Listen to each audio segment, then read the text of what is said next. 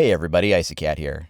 Competitive play is a huge thing, and from what we've seen from Rainbow Six Siege so far, it certainly seems like it's got its sights set on making itself a viable option for the professional scene. Just recently, we had the tournaments from Gamescom and RTX as they build up towards the Siege Games playoff. I even had first-hand experience with some minor tournament play while at Ubisoft Montreal, where as part of Team Tactical, we won the day and had a blast. But does Siege have what it takes to make it on the professional scene?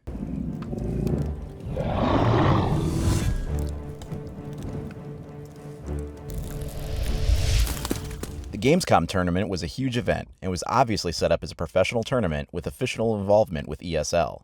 The development team behind Siege has been asked before if they're aiming for a competitive esports game, and they've humbly said that if the community takes the game there, then that'd be great and they'd support it. But it's also kind of obvious that it's a goal of theirs as well, even if it's an understated one.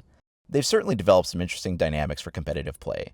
The recent reveal of Spectator mode really opens the doors on that, creating a much more visually engaging way for the audience to participate in the action and see what's going on. This allows an 11th player to control the camera output for a Spectator mode, and can choose to follow the action of any player on either team from a first-person perspective, or follow the action from several different aerial perspectives, with the ability to rotate the map and change the angle of view.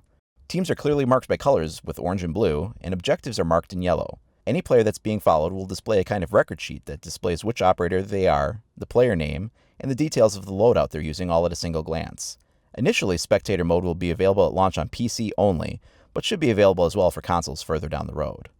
The difference between watching a game with this and without is night and day, and makes things so much more visually engaging for the viewer, especially when paired with excellent commentary as it was during the Gamescom event.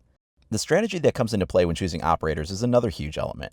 As operators become more widely known for their various strengths, weaknesses, and counter ability, viewers will be able to see the metagame unfold in front of them. Combined with top-tier players that fans already know and root for from other games and events, you've got a pretty effective setup for viewers to get behind and cheer on various aspects of the game. Now, full disclaimer here, I am not a competitive player at all, not even close. I'm far closer to the casual player as far as time spent playing per week, but I make up for that by investing and staying with the game long term, sometimes for years. So what I'm saying here is I don't necessarily share the insights or passions of a full-fledged competitive pro player. What's important to them may not be as important to me and vice versa. That said, I think there's a lot here for those that feel strongly about that scene. There's a lot of balance and counterbalance in the game. Some things might at first seem unbalanced until you realize a way to counter it that might not have been obvious at first. There's so much depth and complexity, and players who master these nuances will be pretty successful. Some of those nuances, though, could pose problems for competitive play. The best and probably easiest example of this is Pulse, whose gadget lets him see heartbeats through walls and ceilings. A kind of wall hack like this, probably not going to go over well in esports. Nor would an operator like Doc, who can revive people all day. Many other esports games allow the banning of certain weapons, levels, items, whatever else that the professional players in the community deem as too overpowered or unbalanced for competitive play. While the devs have yet to confirm anything in this regard, I'm sure they're aware of it, and I can't imagine them not being able to ban certain operators as well as other aspects for the final release. If they've got their eye on esports, which they clearly do, I'm certain they'll allow banning of certain features to make the game as balanced as possible. Another big component in competitive play is connectivity. We know that for official play there will be dedicated servers, although for custom matches there will be either peer-to-peer or LAN. When we did our tournament in the Road to Montreal event, it was all done on LAN. Other pro events on location will be as well to ensure the least amount of latency. The average players going online, though, will probably get a lot of play out of Ubisoft's dedicated servers as long as they're not in those custom matches. Ranked play will also be run through the dedicated servers as well. All of this is with the goal of having the fastest possible connections, lowest latency, and the best gameplay experiences. The other component to a successful competitive game is post-launch support. Things just aren't going to be perfect 100% out of the gate. The balancing will need to be tweaked on different weapons or gadgets based on player feedback. Ways to exploit certain things may be found and need to be addressed. And in general, keeping an ongoing flow of support to the way the community responds to the game as a whole is pretty important too.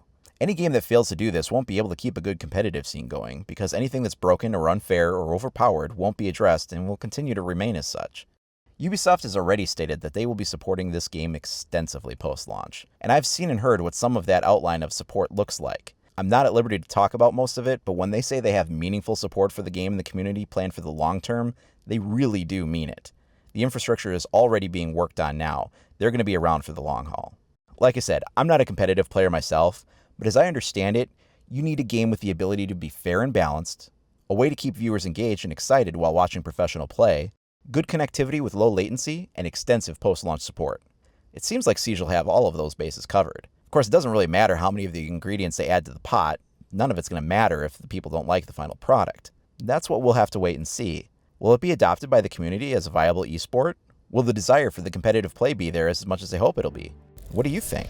Leave a comment down below, or come on over to the subreddit or forums to discuss there as well. If you like the in-depth videos, please like and subscribe to keep more new content coming every week. As always, thanks for watching. We'll see you next time.